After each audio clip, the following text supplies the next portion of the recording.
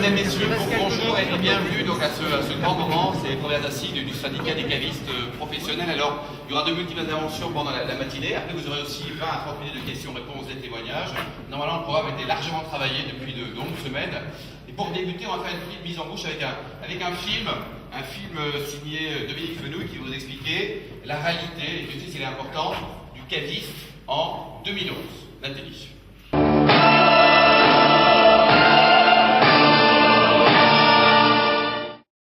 Monsieur Novabouka, bonjour. Vous avez été élu caviste de l'année 2011. Est-ce que vous pouvez nous expliquer quel est votre métier? En fait, mon concept est très simple. Ce métier est en pleine évolution. C'est un vrai virage. En 2 phrases, l'humain est faillible. L'informatique, lui, ne l'est pas. C'est bien connu. Le métier de caviste doit évoluer vers la robotique assistée. Nous avons mis en place un nouveau logiciel, le UX23B29, qui est au cœur même d'un robot de dégustation et d'analyse. Je m'explique. Nous entrons les données organoleptiques de l'échantillon proposé dans le robot du logiciel. Et un procédé révolutionnaire de concentration des matières vineuses par élévation de la température détecte les concordances par rapport aux données préenregistrées et des attentes des consommateurs.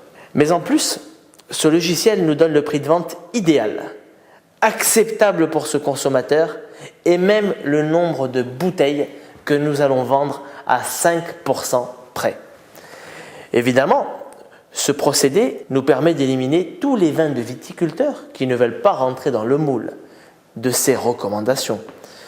Virer les cépages spéciaux, les cépages autochtones, les assemblages atypiques, les essais, oui, tous ces essais de vignerons qui se disent artistes, c'est virer dehors.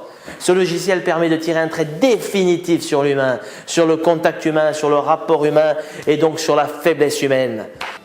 Ce procédé doit nous aider à rationaliser nos gammes et nos marges, considérant que ces clients n'ont de toute façon pas de véritable goût propre.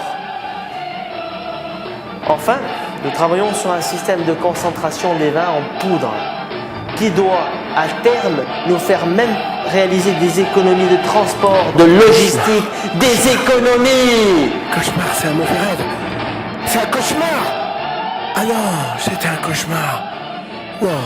En 2012, le métier de caviste, c'est un métier de plaisir, de rencontre, de convivialité, de juste mesure, de découverte. Un métier qui consiste à vendre le travail de manière la plus humble possible, le travail d'un vigneron avec lequel on s'entend, qui a envie d'être chez soi, chez vous. Et les gens viennent chez les cavistes pour avoir un conseil sur leur vin, que ce soit pour faire une découverte, que ce soit pour déguster avant d'acheter, que ce soit pour un accord mets et vin ou une occasion particulière. Donc ils comptent sur les connaissances et la passion du caviste pour pouvoir faire leurs achats et être conseillés. Si je dois le définir d'un point de vue simple, c'est le conseiller le plus juste possible entre le vigneron et le consommateur, c'est-à-dire nos clients. Parce que le monde change et que c'est un métier qui était un peu poussiéreux et grâce un peu aux grandes tendances du moment, c'est-à-dire tout ce qui est gastronomie, cours de cuisine, alliance mets et vin, font qu'aujourd'hui les cavistes sont plus que jamais au cœur du choix du consommateur. C'est quelqu'un qui vend du rêve, qui vend du voyage, qui vend de la gourmandise. C'est un échange, un partage. C'est un métier de cœur, on le choisit par amour. Le vin est un profond mystère et donc nous sommes porteurs de ce mystère. On apporte un conseil personnalisé, ce qu'il ne peut pas trouver ailleurs.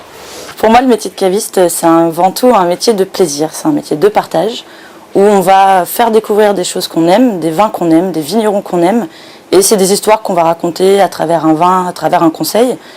Il y a du soleil dans les rues, il y a de la joie, partout il y a de la joie, tous les jours.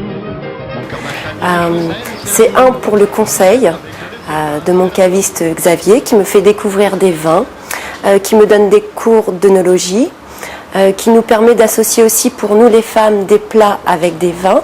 J'aime bien aller chez caviste parce que c'est eux qui me font comprendre certaines régions et qui me font découvrir des nouveaux vins. En général, je vais chez un caviste parce que j'adore le vin et c'est là que je trouve en général la meilleure sélection, tout simplement. Et surtout d'avoir leurs conseils pour les accords mets et vins. J'aime bien découvrir des nouveaux vins. Je fais partie d'un club d'œnologie et le caviste c'est un petit peu mon deuxième conseiller pour découvrir les vins. Pourquoi chez un caviste? Tout simplement pour le conseil personnalisé que j'arrive à avoir. Non, en général, je vais toujours chez un caviste parce que je préfère être conseillée et avoir un peu les nouveautés pour qu'on me conseille sur les vins. Je viens parce que ici, je suis sûre d'avoir quelque chose de bon. Le vin ordinaire, je le prends souvent dans les grandes surfaces, mais quand je veux quelque chose de bien, c'est ici que je viens. Merci.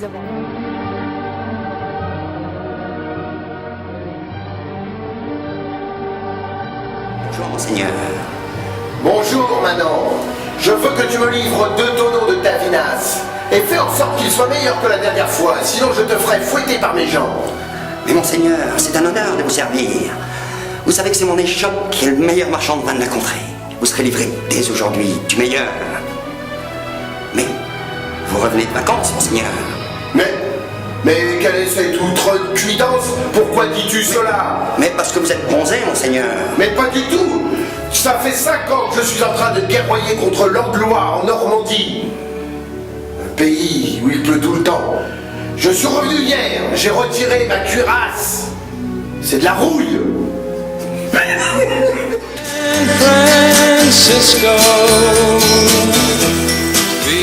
Bonjour frère.